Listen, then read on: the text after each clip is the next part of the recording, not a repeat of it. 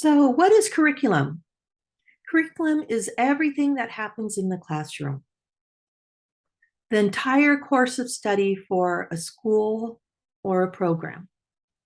There are different curriculum models: high scope, Montessori, developmental interactionist approach. And there are package curriculum designed to teach a topic or skill, as in peak curriculum, or to address a whole program, as in creative curriculum. So we're going to talk about curriculum, the big five plus one. And we're going to start with the plus one: box, packaged, or commercial curriculum. What is it good for? It's good for new teachers. As a new teacher, you have a lot going on, and to be able just to reach into a box and have a full week around a topic plan for you with all the materials you need, it really can be beneficial.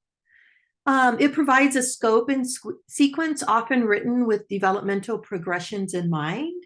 And this is where if you choose a boxed curriculum, you want to make sure that it is developmentally based and that the sequence also is developmentally based.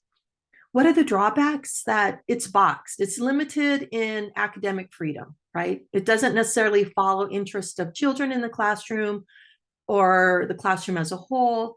And it implies that a one size fits all, that it doesn't account for the individual differences that children represent. So one of the way curriculum can be defined is by thematic. It's theme driven. The theme should integrate all skill developmental and concrete areas. Emergent curriculum is a curriculum that is based on student interest. When teachers see an interest emerging, they brainstorm ways to study the topic in depth, very child-centered. The interest could also emerge from a group of children, right? But children are leading the curriculum. Inquiry-based curriculum is influenced by Piaget's theory of constructivism, a student-centered approach to education involving active and authentic real-world learning, inquiry, personal experiences, and collaboration. It all starts with a question. One essential question enables the teacher to cover curriculum outcomes as well as inspire student curiosity and open conversation. It should be flexible, where student responses lead to further questioning and informs the teacher of the direction the learning takes. So there's some emergence within this. The focus of inquiry-based curriculum is on the student learning process and development of deeper understanding. Students become investigators, accessing information through technology and experiences. Inquiry-based curriculum enhances learning experience for children. It teaches skills needed for all areas of learning, fosters curiosity in students. It deepens students' understanding of topics. It allows students to take ownership of their learning and increases engagement with materials. Ultimately, it creates a love of learning. Project-based learning involves a long-term project where students work on real-world problems in order to produce a tangible product. It encourages students to problem solve, think critically, and investigate.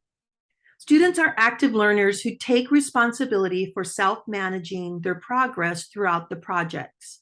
This approach includes a step-by-step process for planning and implementing projects. Project-based curriculum is based on children's interest and the availability of local resources. Teachers find out about children's prior knowledge and develop what questions to pursue.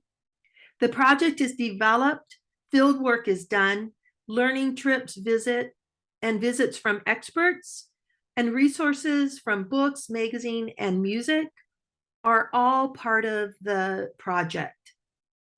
The project is concluded with a culminating event which is planned where children share what they have learned. And this is that documentation piece that is talked about in whole child development.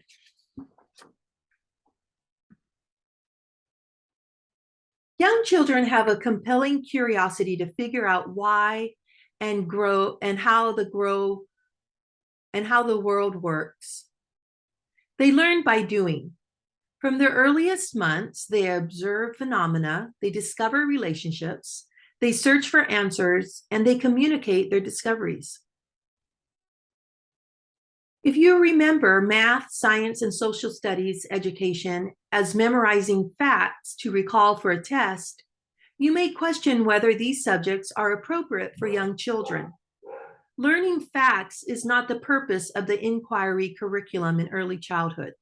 The goals are to support children's natural curiosity and inherent sense of wonder, to inquire and solve problems, and to construct understanding of the world. Giving children information is not your primary role in the inquiry curriculum. It is not the primary role in early childhood education. The educator or teacher helps children construct understanding by providing the necessary raw materials, time, space, equipment, and experiences.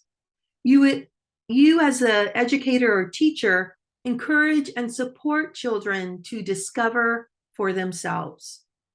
So the integrated curriculum involves many subject areas in practical ways. It helps children understand and use knowledge.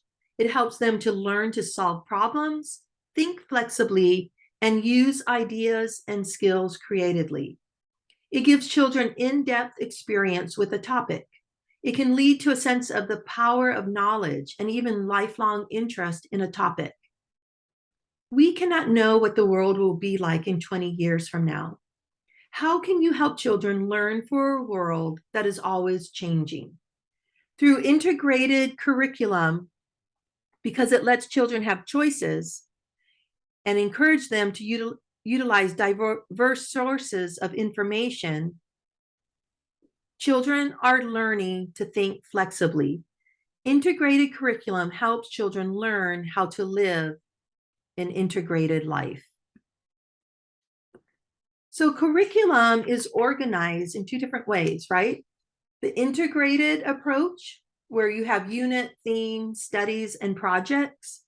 And then the learner center approach, where the learner is at the center of the curriculum and the curriculum is emergent curriculum, emerging from student or groups of students. The learner-centered curriculum is organized by developmental stage, by learner needs, by interest of children, and teachers provide pre-planned activities and ensure that children have large blocks of time to play and explore in a planned environment. Teachers may make changes in the environment in response to their observation of children. The integrated curriculum approach is based on units, themes, studies, and projects. You have integrated studies, you have the project approach, and you have the thematic planning. So next we will go, the next video or PowerPoint will go into what curriculum in early childhood looks like.